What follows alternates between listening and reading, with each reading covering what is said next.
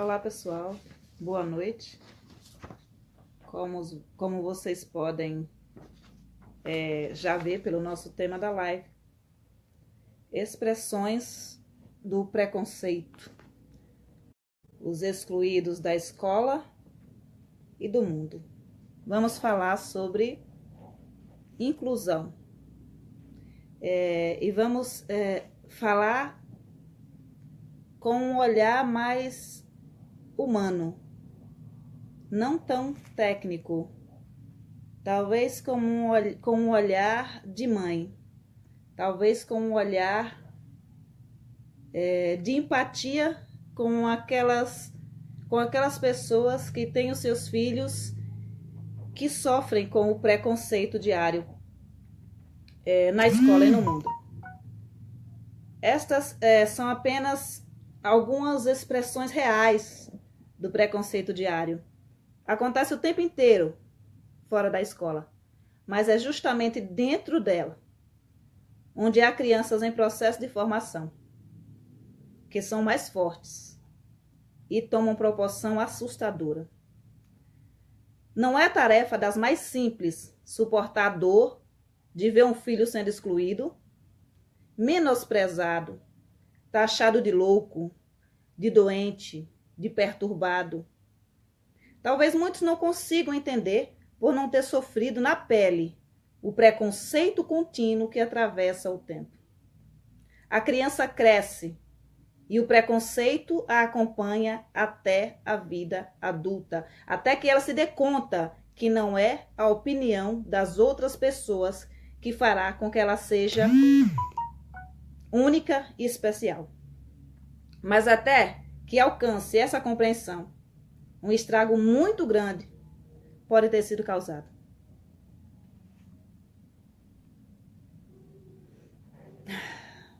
Se os pais e a escola não souberem lidar com as situações de preconceito que acontecem dentro e fora do espaço escolar. Boa noite aí, pessoal. Tudo bem com vocês? Sejam bem-vindos.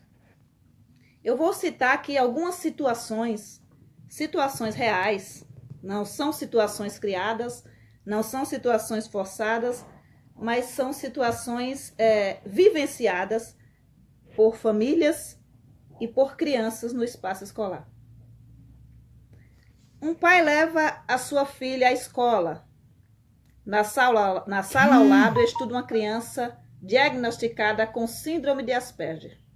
Ela pula, corre, retorna à sala, observa agitada o ventilador que gira e salta feliz. Na sala da filha, um coleguinha diz: "Sabe aquele menino? O que tem um problema na cabeça?" A professora chega. O pai não se dá conta da importância daquelas palavras, ou talvez, por força da ocasião, não encontre um meio de falar sós e explicar que elas são inadequadas e podem ferir profundamente o outro. Dias depois, a filha chega em casa e diz: "Sabe aquele menino, o do problema na cabeça?" E o pai a repreende e senta para conversar. Ele não é o menino do problema da cabeça. Ele tem nome. Como é o nome dele? Você sabe que não se deve falar desta forma das pessoas? Gostaria que no lugar de te chamarem pelo nome, falassem: "Sabe aquela menina? A doente da cabeça?" A criança pensa uns segundos e diz: "Não, eu não ia gostar.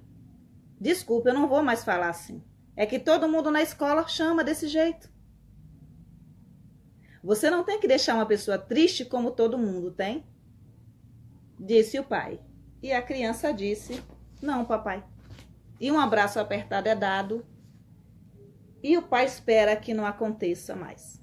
Para muitas pessoas, essa expressão pode ser uma expressão que passa despercebida no ambiente escolar. Uma expressão normal, uma expressão natural, que se diga que determinada criança, por ser autista, por ter síndrome de Asperger, é uma pessoa que é doente da cabeça. É uma pessoa que tem um problema na cabeça. É uma pessoa diferente. E a criança é rotulada. Ou você corta o preconceito pela raiz, ou ele gera frutos rapidamente. Situação 2. Uma criança cujos pais precisam acompanhar a escola devido à gravidade de seu diagnóstico e à falta de um acompanhante, vê seu filho adolescente sofrer bullying diário de um colega que pede que se afaste dele. Sai daqui, doente. Eu não quero pegar sua doença, não. Apesar da doença não ser contagiosa. O bullying continua por semanas, até que um dia a mãe do adolescente vai falar com a mãe do agressor e ouve a inesperada resposta: mas ele é doente mesmo. Tire o seu filho de perto do meu.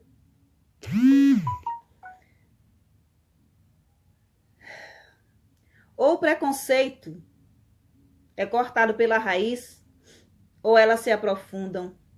A árvore cresce e firma, encontrando apoio na sociedade.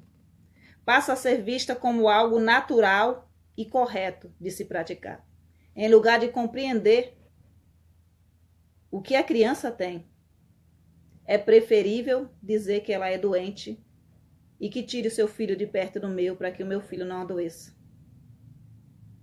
Como se o problema fosse contagioso.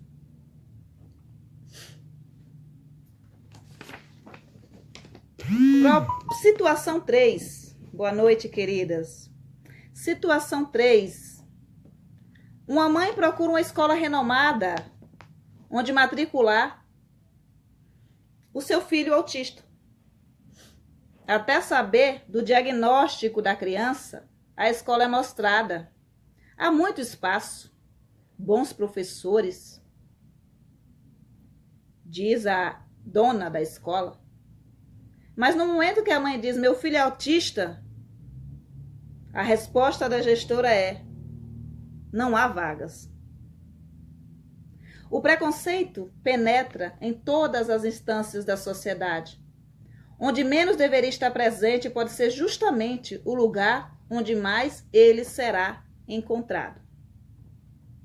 Que seria nas nossas escolas, onde supostamente deveríamos ter um olhar mais humanizado para a criança. E não apenas para a criança dita normal, mas para o deficiente, mas para o aluno de inclusão. Para que eles não fossem trazidos para o espaço escolar apenas para serem encostados no canto e ficarem ali sentados, muitas vezes só com o cuidador, sem que o professor tivesse o cuidado de inseri-lo no seu planejamento. Situação 4. Uma mãe chega à escola com um diagnóstico inicial de distúrbio de fala. A criança tem 2 anos e meio. Conversa com os professores, mostra os exames feitos e o diagnóstico do filho. E seu filho de repente se torna o débil mental, o louco. Ele cresce, tem traços de autismo leve, aprende a falar aos 5 anos de idade, aos 8 começa a sentir o peso do preconceito.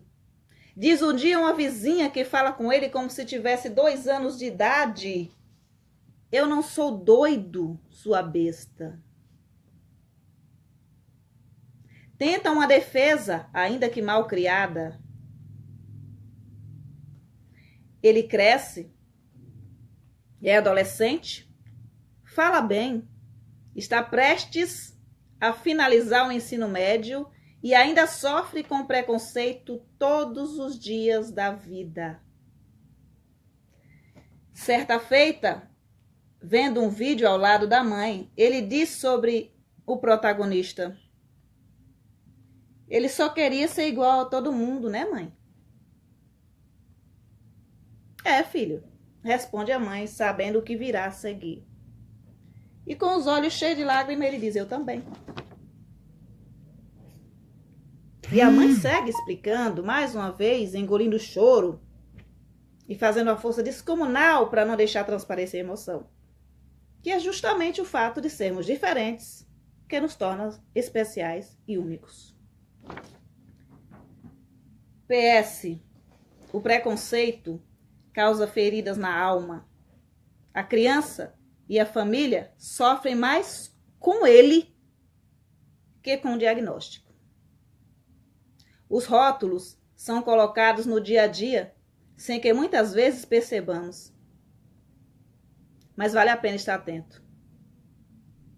Se uma criança com diagnóstico, seja qual for, entra em sua sala de aula, o trabalho de base é justamente fazer com que os alunos, pais de alunos e comunidade escolar compreendam, aceitem e auxiliem no processo de desenvolvimento dessa criança. Uma coisa é certa, temos mais a aprender com um deficiente que ele conosco. E essas são algumas das expressões de preconceito que a gente pode ver na escola. Agora eu vou ler os comentários de vocês, para que a gente possa interagir e pensar sobre essas situações, e quem sabe vocês possam colocar suas situações e mostrar como foi feita a intervenção acerca disso. Vamos lá? Deixa eu voltar aqui. Pessoal dando boa noite, pessoal. Sejam bem-vindos aí a essa nossa live, a essa nossa reflexão acerca de inclusão e de expressões de preconceito. Eu espero que a gente possa refletir muito sobre isso. Caixa cantada, é muito triste essa verdade. Muito triste. Juana, Gi, minha filha tem trauma de lavar o cabelo, pois um estagiário da creche puxou o cabelo dela e disse que o cabelo duro dela era ruim de pentear. Descobri a situação, pois ela chorava muito. Ela chorava muito. Deixa eu ver aqui, amor. Deixa eu ver. Na hora de lavar o cabelo. E não queria fazê-lo. Fui à escola e resolvi a situação, tomando as medidas cabíveis. Mas até hoje minha filha tem pavor de lavar a cabeça. Tive de fazer todo um trabalho de aceitação e autoestima, e hoje ela já aceita que mexa no cabelo dela. Eu tô chorando e escrevendo, pois é um assunto que me corta o coração até hoje. Ver as lágrimas de minha filha rolarem embaixo do chuveiro. Essa é uma situação que eu também já tentei mediar com uma pessoa próxima.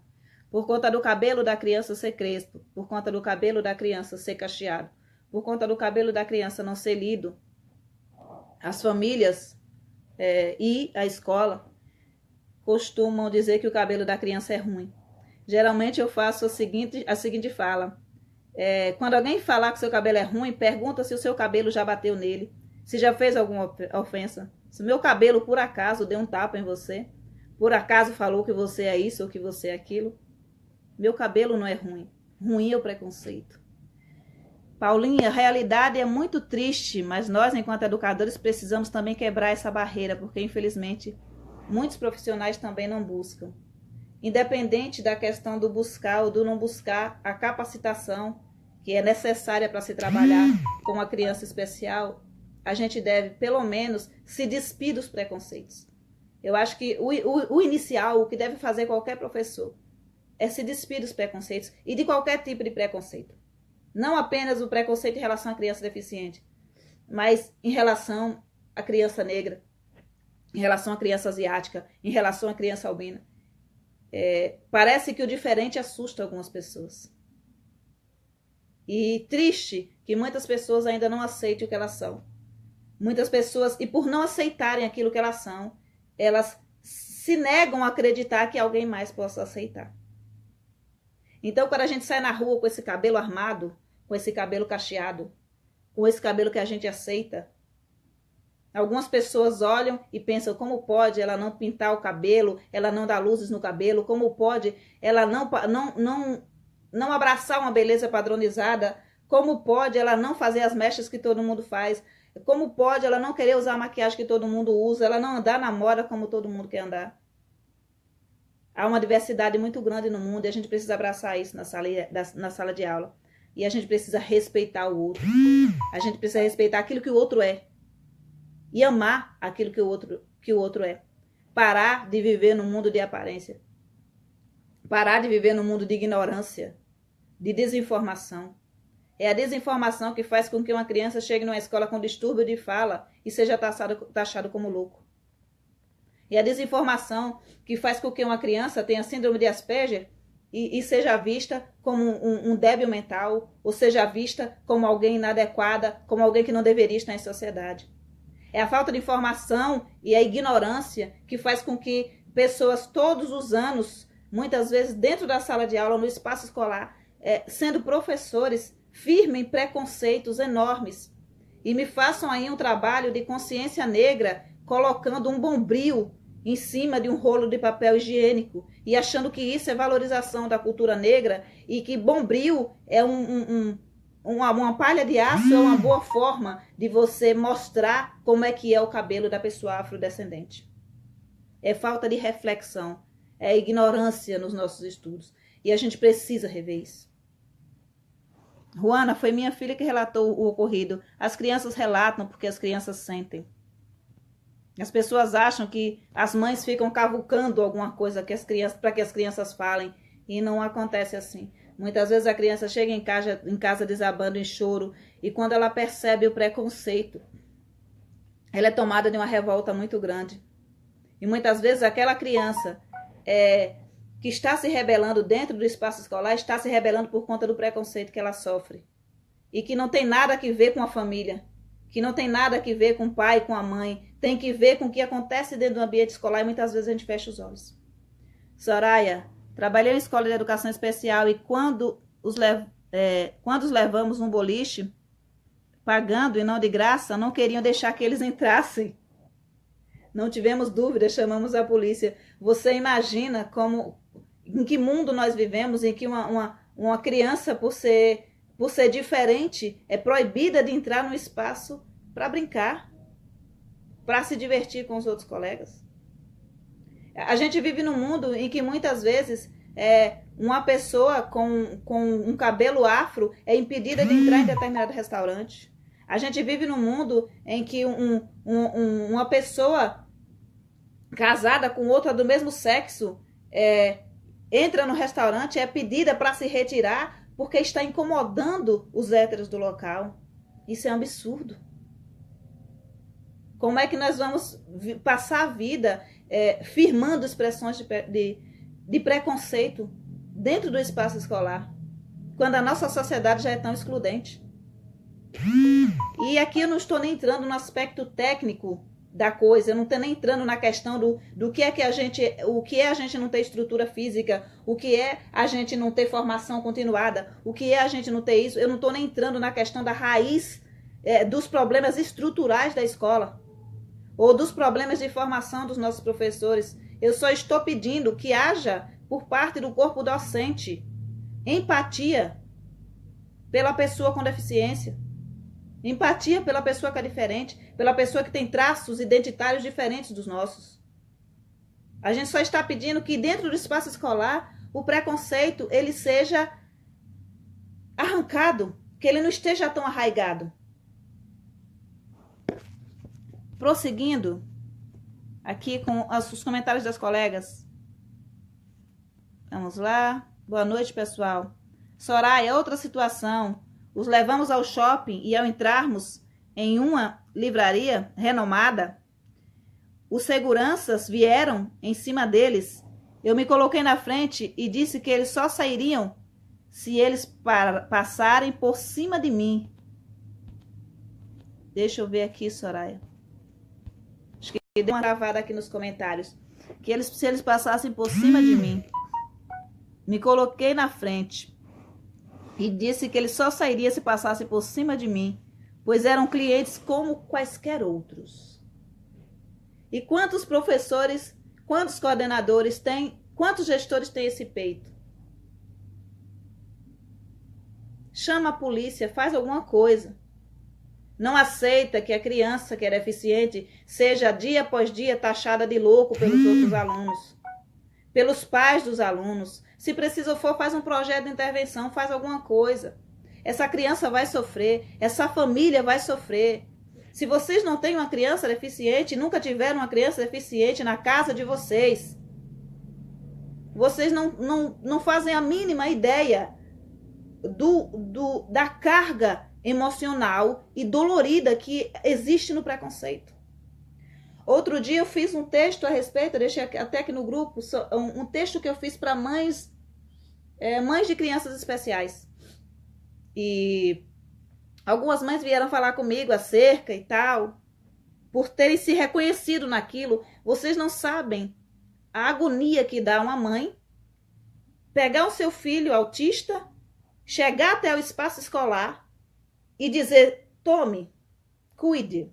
Vocês não sabem. Muitos de vocês não sabem. E graças a Deus que vocês não precisaram passar por essa experiência. A experiência que vocês têm é de ver um autista entrando porta adentro e tomar conta de muitos de vocês um desespero real.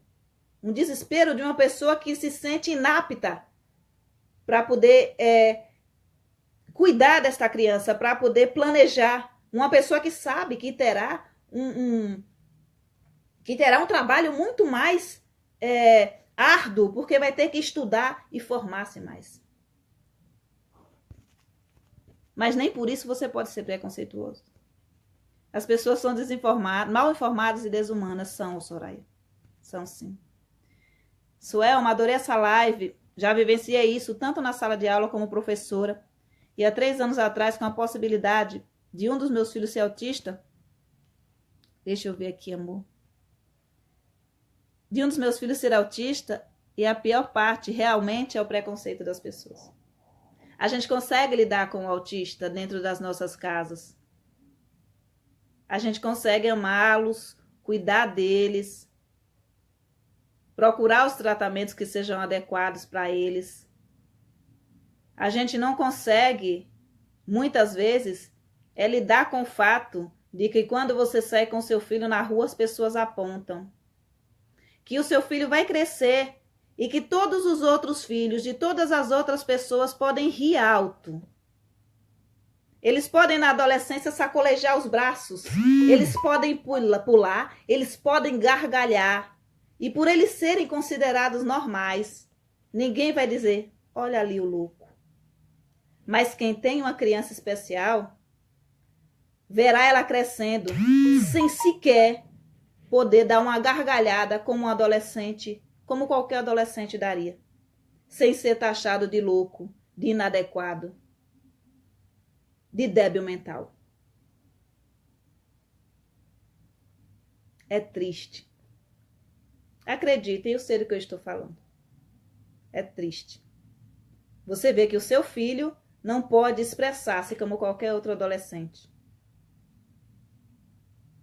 Qualquer adolescente no mundo pode correr. Pode sair aí correndo na rua, muito feliz da vida. Ele pode sorrir, pode empurrar o outro, que isso eles fazem muito. E podem ensinar uma lutinha. Eles podem fazer qualquer coisa. Mas o seu filho, se ele for especial, não vai poder. Sem que as pessoas o taxem de louco, de débil mental, de retardado. O preconceito dói. O preconceito fere. E eu gostaria que quem não entendeu isso ainda conseguisse entender essa noite. Juju, esse negócio do cabelo, principalmente em creche, que tem que ter muito cuidado. Já vi professor de creche falar mal do cabelo da criança e dizer que vai deixar por último porque é um cabelo muito difícil de arrumar. São essas coisas que fazem com que as crianças pensem que elas são crianças tão inadequadas que elas nem merecem consideração. É uma criança que se olha no espelho e não se entende como um ser humano especial. Eu não entendo como é que pode existir no mundo pessoas que considerem que por uma criança ter um cabelo cacheado, ela é mais feia, ela é menos bonita que qualquer outra pessoa. Muitas vezes a inabilidade de se cuidar de determinado cabelo Quando eu trato com as crianças, eu digo, não há cabelo ruim. Não há. O que há, muitas vezes, é falta de conhecimento da pessoa de cuidar daquele cabelo. Eu não posso, com o meu cabelo cacheado, pegar um pente fino agora e começar a passar nele. Ele vai ficar assim, vai ficar extremamente armado. Eu não posso, no meu cabelo cacheado, penteá-lo todos os dias. Eu passo a minha mãozinha, escovo ele com os meus dedos. Muitas mães precisam ter esse entendimento para que elas parem de dizer para suas filhas que o cabelo é duro. Para que elas parem de alisar os cabelos das suas filhas enchendo de química, estragando o cabelo da criança e muitas vezes até a saúde da criança. E muitas mães fazem isso na tentativa de não ver os seus filhos passarem pelo que elas passaram. As feridas deixadas pela escola em relação às expressões do preconceito que se propaga dentro dela são tão profundas que nós temos aí 2, 3, 4 gerações com traumas profundos acerca da escola, que quando vão levar o seu filho na escola já vão armados. Porque as vivências delas em creches foram horríveis. E elas têm medo, naturalmente, por conta do preconceito que vivenciaram, de chegar e entregar os seus filhos na mão de um profissional professor. Porque muitas vezes o profissional professor destruiu a imagem daquela criança. E essa criança precisa passar a vida inteira pensando que tem que afinar o nariz, que tem que alisar o cabelo, que tem que fazer mecha para ser uma criança bonita. A minha filha não usava brinco, não tinha brinco. E ela amarrava o cabelinho assim. O cabelo dela era lisinho, não era cacheado, é cacheado hoje. E ela amarrava o cabelinho aqui para cima. E uma professora disse para ela, olha, você tem que botar um brinco na orelha, porque você tá parecendo um homem. E ela chegou em casa muito triste, né? Talvez a professora não tenha falado por mal, e eu acredito que ela não falou por mal.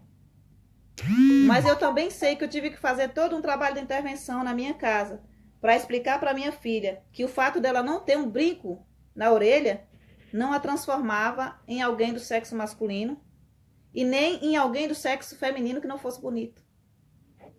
E a gente precisa considerar aquilo que a gente fala para uma criança. Juju, já tive cabelo como o seu, Gi, riam muito, falavam mal. Não foi fácil de lidar com isso. Eu odiava o meu cabelo por anos. Eu amo o meu cabelo, Juju. Eu sou extremamente apaixonada pelo meu cabelo. E eu tinha o meu cabelo muito liso e muito loirinho quando eu era criança. Muito liso e muito loirinho. E ele começou a cachear ali, a partir dos 12 anos de idade, ele começou a cachear. E eu não lembro de ter rejeitado meu cabelo em nenhum momento, ou de querer ter um cabelo diferente. Eu lembro que minha mãe tentava alisar o meu cabelo. Para minha mãe não era algo legal. Até hoje ela olha para mim e diz assim, esse cabelo não é bonito. Arruma o cabelo. Ela vê a minha filha tem um cabelão assim enorme, ela diz assim, não dá para deixar o cabelo mais baixo? E assim, minha mãe tem 70 anos de idade. Desconstruir certos conceitos com ela é difícil. Então eu lembro que minha mãe pegava parecia um instrumento de tortura. Sabe essas pranchas? Só que era uma tesoura com uma espécie de pá na ponta. Aí ela colocava no fogo e depois ela vinha, pegava a mecha no fogo mesmo. E aí vinha para alisar o meu cabelo. Aquilo era pavoroso, aquilo era dolorido, aquilo era sofrível. Eu odiava aquilo. E eu falei para mim mesmo que nunca na minha vida eu ia fazer isso com a filha minha. Todas as minhas filhas são cacheadas. A menor está começando as ondinhas agora. Arilma, boa noite. Suas lições são muito esclarecedoras. Parabéns. O preconceito está na visão de gente que não parou no tempo e não aprendeu que a diversidade é bonita. Com gente que parou no tempo e que não aprendeu que a diversidade é bonita e faz parte da vida de cada um. Tipos que foram ensinados de maneira hipócrita, que a cor da pele e a espessura do cabelo mostram quem é a pessoa em questão. Chega de preconceito. Giane, pura verdade, Gil, o preconceito existe muito forte, sim, é uma realidade triste. Clemerson, por isso acredito que todas as instituições deveriam deixar claro nos seus PPPs o que pensam e como materializam as relações étnico-raciais. Clemerson, essa é uma pauta interessantíssima, deveria sim ser deixado claro nos PPPs, e não apenas dentro do documento. A gente precisa de ações concretas, de trabalho com as relações étnico-raciais, de trabalho com a questão do negro na sociedade, com a valorização dos traços identitários, com a questão de como aparece o negro na mídia, de como esse negro aparece nos nossos livros de história. E, incrivelmente, quando a gente fala de racismo, eu já citei aqui algumas vezes, já fizemos pesquisas nesses grupos, em outros grupos. Eu tenho 2 grupos grandes e já fiz pesquisa nesse e em outros grupos sobre questões de racismo, e as pessoas não querem nem falar sobre. Tem pessoas que não querem falar de racismo, tem pessoas que não acreditam que racismo exista. E eu vou falar para sempre, ainda que quando eu comece a falar, o número de participantes caia, despenque. Sempre que se toca na questão do negro na sociedade, do racismo e do preconceito, a gente não tem uma leva de professores engajados para trabalhar no combate a esse preconceito. Vocês podem perceber que se eu iniciar uma live aqui, ou qualquer pessoa na rede, falando mal de famílias de alunos, xingando pais, chamando pais de alunos de vagabundos, disso e daquilo, eu vou ter um número absurdo de professores compartilhando isso e me aplaudindo. Mas eu acredito que a gente não faz educação para ser aplaudido, para ser amado e para ser estrela. A gente muitas vezes precisa trazer reflexões que toquem nas feridas e que nos levem a refletir sobre como nós estamos fazendo educação nesse país. Sobre como as nossas ações em sala de aula, dentro da sala de aula, impactam também as famílias e refletem na sociedade. É preciso agir dentro das escolas para combater o preconceito. E não simplesmente acreditar que bullying não existe. Algumas pessoas aí da corrente de que antigamente era melhor, de que antigamente a escola era melhor, defendem que não existia bullying. Muito pelo contrário, existia e não era combatido. Hoje existe e é muito pouco combatido. Eu quero viver numa sociedade onde não exista bullying. Onde as pessoas respeitem os traços do outro. Onde as pessoas compreendam o que é determinada deficiência e parem de rotular os seus alunos, as suas crianças. Eu quero viver numa sociedade diferente, num mundo diferente. Eu quero viver num mundo onde não exista machismo. É utopia? Sim, é. Mas os avanços que nós temos hoje em relação à luta contra o preconceito, em relação ao direito da mulher, em relação ao direito do negro, em relação ao direito do deficiente, alguém também sonhou um dia. Também foi utopia para alguém. E hoje está concretizado. E se a gente deixar de sonhar sonhos possíveis, como dizia o nosso mestre, não somos professores, precisamos ter esperança, precisamos sonhar sonhos possíveis. E é possível. Se a gente quiser. Se a gente tentar, se a gente empregar esforço. Juana, e as escolas particulares que cobram a mais para atender o aluno especial?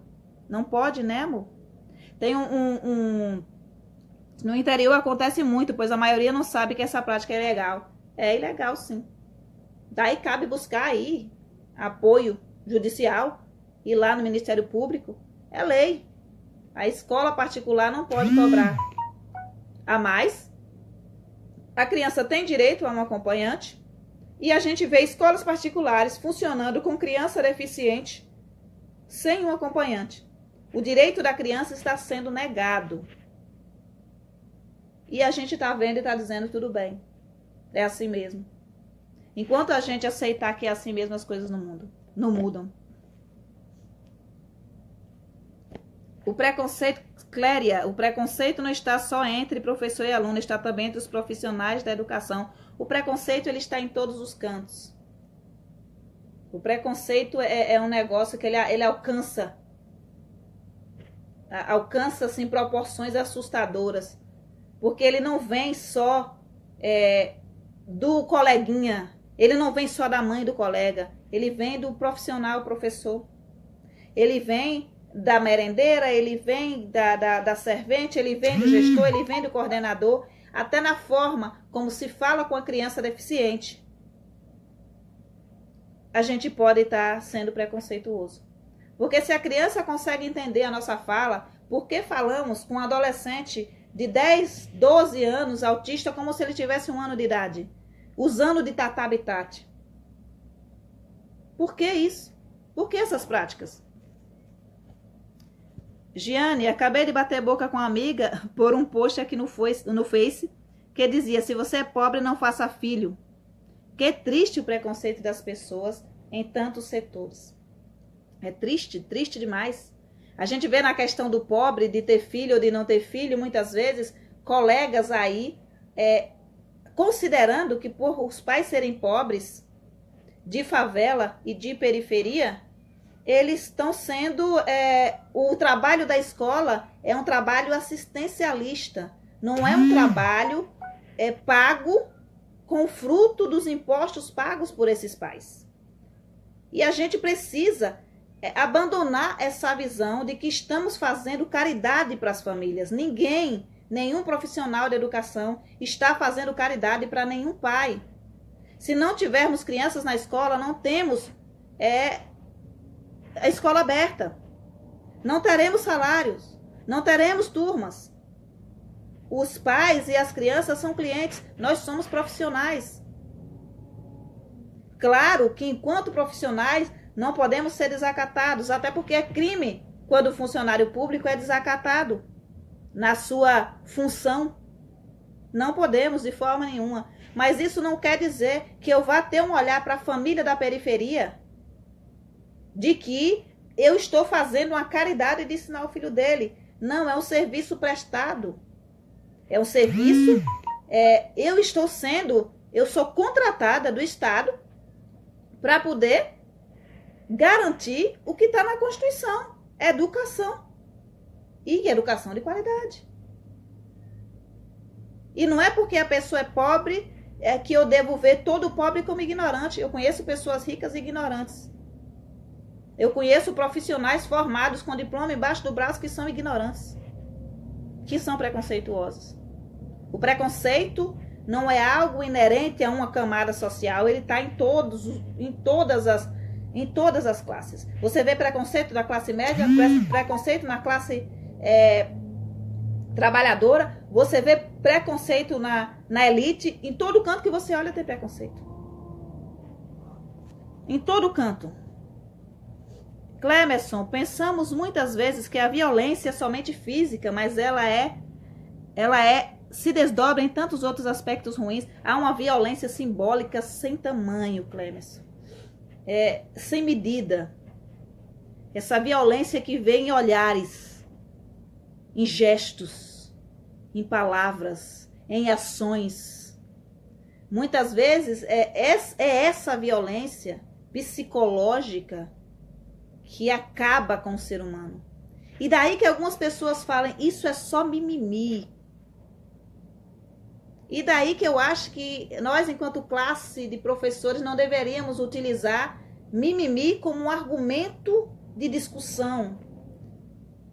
Porque eu não posso menosprezar aquilo que o outro pensa, aquilo que o outro está dizendo, a construção que o outro fez. Muito pelo contrário, eu preciso perceber aquilo que ele diz e pensar sobre aquilo que ele me diz, para eu ter algo para dizer para ele que seja concordando ou discordando. Mas não existe vitimização e não existe mimimi quando o assunto é preconceito. Quem sente a dor do sapato apertado no calo é quem está calçando os sapatos. E quem acha que racismo não existe é porque nunca sofreu uma expressão de preconceito por conta da sua cor. E é triste a gente perceber também por esse viés que estamos carentes de empatia no mundo. Você precisa ser negro para entender a luta do negro? Você precisa ser mulher para entender que machismo é um câncer? Eu acredito que não. Eu acredito que você só precisa ser coerente e humano. Soraya, são as famosas palavras assassinas. Aquele pretinho, aquele branquinho, aquele do cabelo escorrido ou aquele retardado, o vesgo e por aí vai. Lamentável e muitas vezes por parte do educador. Não podemos pôr a culpa na falta de formação continuada, pois qualquer pessoa deve ser despida de preconceito. Não precisa realmente, Soraya, de formação continuada. Não há necessidade, nesse caso, para se pensar o preconceito, para não sermos preconceituosos, não é necessidade de formação continuada ou formação em determinada área. Formação e inclusão não é necessário. Só é necessário sermos mais humanos. Só é necessário compreendermos que o preconceito dói no outro. Nos colocarmos no lugar, talvez. Clemerson, enquanto a cor da pele for mais importante que o brilho dos olhos, sempre haverá guerras. Clemerson, de quem é essa frase? Esqueci aqui, Clemerson. Gi, você tem um filho com alguma deficiência?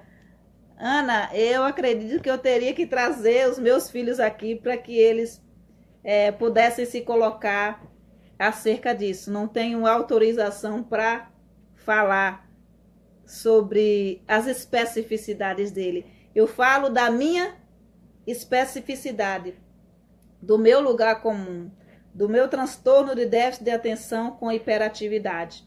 Eu falo do preconceito sofrido pela menina pobre.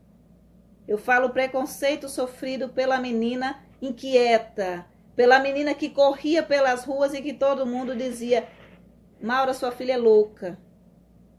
E eu sou feliz porque eu pude correr. E eu pude ser louca o quanto eu quis. E eu me expressei o tanto que eu tive vontade.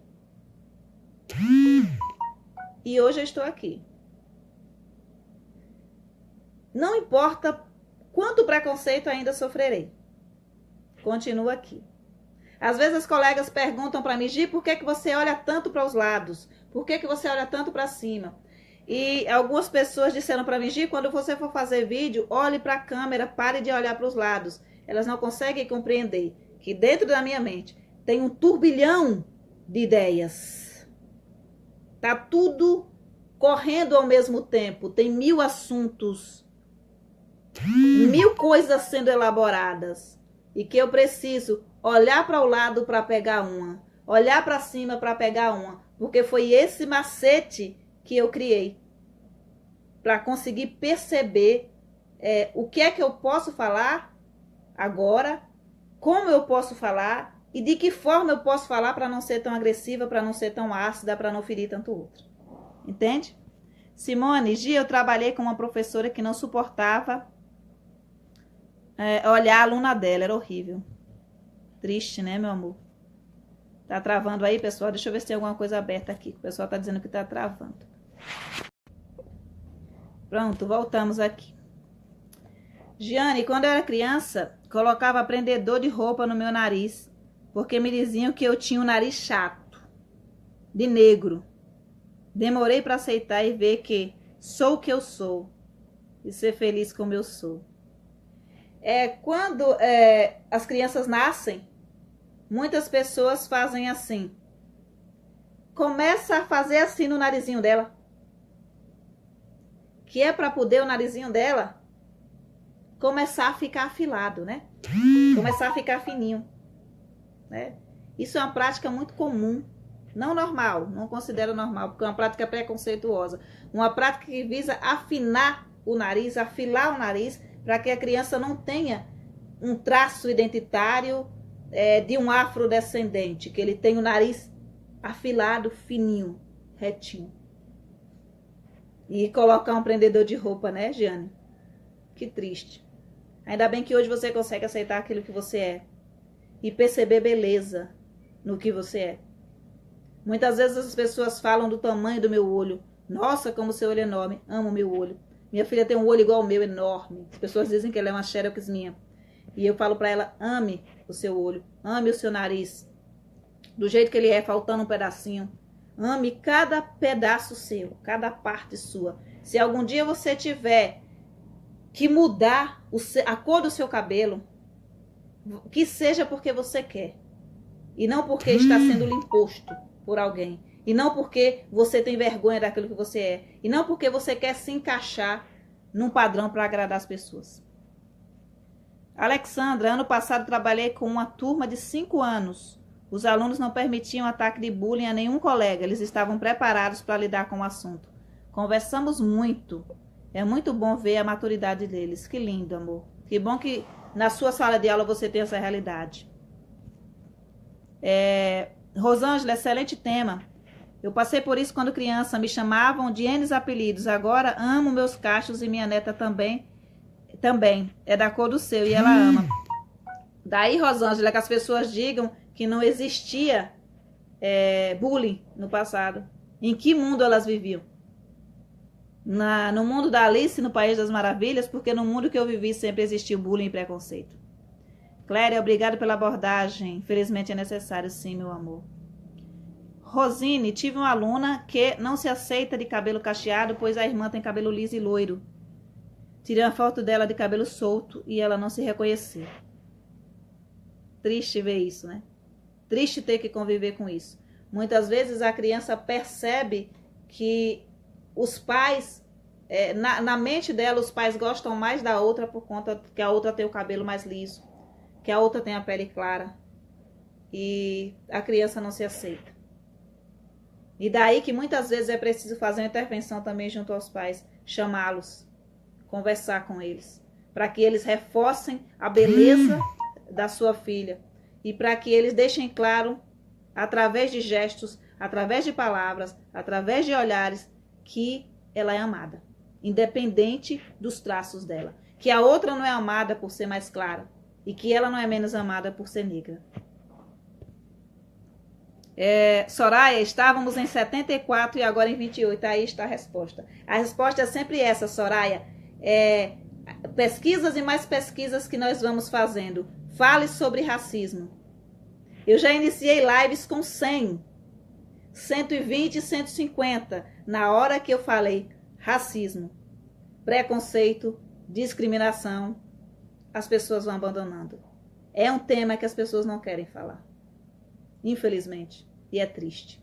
É triste ainda que tenhamos uma lei federal para tratar de racismo, para tratar de preconceito, para tratar de discriminação, para tratar das questões da cultura afro-brasileira. Precisamos de uma lei. Por que precisa ser impositivo? E mesmo impositivo as pessoas não fazem. Marilene, boa noite, deixa eu te falar. Eu sofri quando deixei de usar o cabelo alisado. Agora eu sou black. Ainda hoje querem, no salão que vou, querem fazer escovinho progressivo. Os salões, eles têm um desejo muito grande de mudar o nosso cabelo. Eu não tenho esse problema com o meu cabeleireiro. O problema com o meu cabeleireiro é outro. Ele não quer tocar no meu cabelo, não quer mudar a cor do meu cabelo. Às vezes eu vou lá e eu digo, Manuel, que tal a gente colocar um vermelho no meu cabelo? Eles não vai ficar bonito, não vai ficar legal. Seu cabelo é bonito assim. Deixa o seu cabelo assim. Então é engraçado. Que eu vou lá para ele fazer a minha sobrancelha, que ele faz na linha. E ele não quer pintar o meu cabelo de vermelho de jeito nenhum. E nem quer dar progressiva. Laudilene, incrível como ainda precisamos melhorar muito sobre esse assunto. Demais. Soraya, tenho 48 anos e isso sempre existiu. Preconceito, né, Soraya? E bullying. Meu TCC foi sobre bullying. E vocês não imaginam as barbaridades que acontecem nas escolas por conta de preconceito. Né? Vamos lá. Erbenha, tem que botar mesmo o dedo na ferida. Não adianta só dizer não sou racista, preconceituoso ou homofóbico. Temos que combater verdadeiramente todo tipo de comportamento que exclui, fere e diminui os semelhantes. Exatamente, meu amor.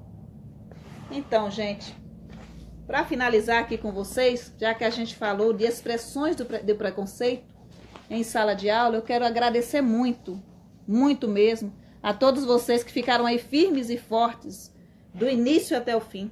Esses 18 que finalizaram aqui comigo, onde a gente estava falando sobre preconceito, sobre expressões de preconceito na escola. Quero deixar um relato para vocês e fazer uma última reflexão, tá bem? Se vocês me permitem aí, tomar esse domingo à noite de vocês, um relato e uma última reflexão, prometo, sobre o preconceito. E sobre como a escola pode ser excludente. Sobre como nossas falas podem ser excludentes, sobre como as nossas ações podem ser excludentes e sobre como muitas vezes, ainda que procuremos um paliativo para resolver determinada situação, nós o façamos de forma excludente. Diz assim, esse texto chama O Menino da Calça Preta. Era meados da década de 90 e o regimento escolar estipulava que todos vestissem calça azul, camisa branca com o escudo da escola e sapato. Um menino destoava da multidão, entrava de calça preta. E eu ficava em si mesmada. Numa tarde eu perguntei para alguém do lado o porquê o menino pode vir de calça preta e nós não. Afinal, era o regimento da escola, né? E alguém me disse que ele não tinha dinheiro para comprar uma calça azul. Então a direção deixava ele usar aquela. Eu acho que aquele precedente aberto incomodou tanto a mim quanto ao menino, que semanas mais tarde chegou à escola com a calça preta pintada de azul. Era um azul meio empretecido, já que não dava mesmo para fazer da calça preta uma calça azul como as demais. Talvez ele tenha ficado satisfeito de se incluir, mas aquela cena do menino da calça preta entrando diariamente pelo portão não me sai da memória. A preta quase azul, claro. Eu tinha conseguido uma calça azul trabalhando um mês vendendo roupa. Mas ele não teve condições de se incluir de imediato. Na época, adolescente, com os meus 14 anos, eu pensava em por quê? Porque, pensando romanticamente aqui, um professor qualquer não comprava uma calça para ele. Ou não dava uma das usadas dos filhos. Eu também lamentei a minha miséria em não poder incluir aquele pobre coitado que estava vestido como todo mundo. Apenas a cor diferia. E era a cor do jeans, mas também não deixava de ser a cor da pele, que naquela época já o tornava excluído de nascença, marginalizado de herança. Hoje eu imagino, não mais romanticamente, mas de forma técnica enquanto professora, por que não mudar um regimento interno tão logo o aluno evidenciou que não tinha como comprar uma bendita calça azul? Resposta: nenhuma alma se sensibilizou. Eu ainda vejo o menino da calça preta adentrando os portões da escola. Diferente, de fato, não apenas por ter nascido assim, mas por a escola auxiliar para que ainda mais diferente ele fosse considerado. E aí, preto, pobre, homossexual. Por que não mudar um regimento numa escola? Por que não dizer todo mundo pode vir com calça preta ou calça azul? Por que não? Por que fazer um pobre de um menino pintar uma calça, comprar uma tinta e pintar uma calça? Porque ele não queria ser diferente, porque ele não queria entrar com uma calça diferente dos outros, porque todo mundo ia até ele perguntar por que que ele estava com a calça preta, se não podia entrar de preto. E na inocência das crianças, as crianças pensavam o quê? Os adolescentes pensavam o quê? Ele entrou com a calça preta porque o porteiro deixou ele entrar e não me deixa entrar. E esse menino, todo santo dia, negro, pobre, homossexual, tinha que explicar para alguém que ele estava entrando com aquela calça preta porque ele era preto, porque ele era pobre. Porque ele não tinha condições de comprar uma calça azul. A exclusão, muitas vezes, começa pela escola. Em lugar de se resolver uma problemática com uma ação simples, se vai deixando as coisas correrem solto. E tá tudo bem assim, porque sempre foi assim. Compreende? Nilda, como o professor pode trabalhar o preconceito se ele mesmo é preconceituoso? Eu não consigo entender. Exatamente. E o que reside dentro do preconceito, Nilda? O que é que reside no preconceito? A ignorância. Dentro do preconceito reside a ignorância. E é preciso que nós, enquanto professores, tenhamos em mente que não podemos ser ignorantes. Que precisamos estar constantemente pensando e repensando e reavaliando as nossas ações, as nossas falas, as nossas práticas. Porque muitas vezes as expressões do preconceito já estão tão arraigadas que nos parece que falar algo é totalmente natural. Quando as nossas falas são preconceituosas e as nossas ações são preconceituosas. Então, gente, muito obrigada aí a todos vocês, tá? Um bom final de noite, de domingo. Um excelente início de semana aí, para as colegas que vão iniciar as aulas. Aqui a gente não iniciou ainda, acredito, era para dia 18, acredito que já ficou para dia 26, se não me engano, por conta de problemas com pagamento de funcionários e tal. E não sei vocês aí, tá? Mas eu ainda tenho esperança de ver uma escola mais inclusiva, de ver uma escola mais humana, de que nós sejamos profissionais com mais empatia, que nós sejamos profissionais mais amorosos, que nós tenhamos a ânsia de nos despir de preconceitos e de amar as pessoas por aquilo que elas são, não por conta da sua aparência física, não porque elas são consideradas normais. E colegas, assim, verdadeiramente, aqui falando com vocês todas, que já passaram pelo sistema escolar, e vocês sabem as mazelas, as dores, o sofrimento que ficou na alma de vocês, por conta das vivências e da socialização nesses espaços escolares, muitas vezes repletos de preconceito.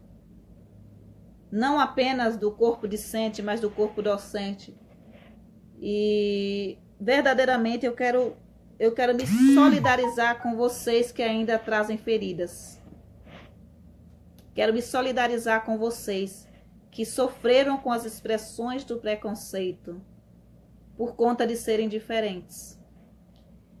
E eu quero dizer para vocês, diferente que sou, com a especificidade que tenho, que amo ser diferente, tenho verdadeira paixão por mim enquanto ser humano, me amo fisicamente. Eu acredito que não existe ninguém no mundo que se ame mais do que eu amo a mim mesma, porque eu acredito que antes da gente amar o outro, a gente precisa se amar. Se você não se ama, você não consegue amar ninguém. Eu falo para vocês, comecem a se mirar no espelho, comecem a se reconhecer no espelho, primeiro enquanto pessoas, enquanto seres humanos ímpares. E isso não é autoajuda, de forma nenhuma, não é autoajuda. Mas comece se despindo do preconceito que você tem em relação à sua figura, do preconceito que você tem em relação à sua imagem. Essas rugas aqui, elas são importantes. Elas são cicatrizes de alguém que já viveu, que tem histórias para contar, que tem alegrias para compartilhar, que tem tristezas para repensar. Não queiram vocês viver um sonho uma nostalgia de algo que não existiu, uma utopia de que você era feliz quando você era criança, de que quando você era adolescente é que você era feliz. Se você for colocar a sua felicidade no seu passado, você não será feliz nunca. Eu não tenho a mínima vontade de voltar a ser criança, apesar de eu ter tido uma infância extremamente rica. Rica no sentido de poder brincar, de poder correr, porque era isso também que me fazia esquecer da fome. Pobre em estrutura, pobre em alimentação, pobre em roupas e em calçados, mas rica em vivências, em brincadeiras, em alegrias, em compartilhamento com os outros. A minha infância foi extremamente rica. Não quero voltar a ela. Quero viver o hoje. O especial na minha vida é o hoje. O momento de ser feliz, o momento de ser alegre, o momento de compartilhar felicidade, o momento de falar de amor é hoje. Eu não tenho veleidades de voltar a ser adolescente e ter o corpo que eu tinha quando era adolescente, o rosto que eu tinha quando era adolescente, de forma alguma. Quando eu tiver 40 anos, estarei feliz por ter 40 anos. Em lugar de abraçar as crises existenciais que a mídia fala que você terá quando eu tiver 30 anos, abrace a idade que você tem, abrace o corpo que você tem, o rosto que você tem, o que as pessoas chamam de imperfeição, e pelo amor de Deus, acabem com preconceito, iniciando por vocês mesmas. Olhem para os seus traços e amem. Amem a sua boca, o seu olho, o seu cabelo, os seus seios. Não espere que alguém diga que é bonito quem tem o seio assim, quem tem o seio mais farto, quem tem o seio mais firme, quem tem o seio isso, quem tem o seio aquilo. Quem for lhe amar, vai lhe amar do jeito que você é. E se alguém for lhe amar por conta que você tem o nariz afilado, por conta que você tem um olho claro, por conta de que você tem um cabelo liso, essa pessoa não lhe ama verdadeiramente. Ela ama a casca que você é. Parem de focar no lado externo. Parem de focar na casca que as pessoas são. E é assim, já indo aqui para o lado das meninas que estão aí solteiras. Quando se aproximar de você, uma pessoa que não é padrão, que não é lindo, bonito, maravilhoso, pelo amor de Deus, sente-se com essa pessoa e escute o que ela tem para falar para você. Você vai ver verdadeiramente beleza. Você vai aprender o que é o bonito. E o bonito não é a casca. O bonito é o que você tem por dentro. Né? Muito obrigada, tá, pessoal? Beijo e boa noite para vocês.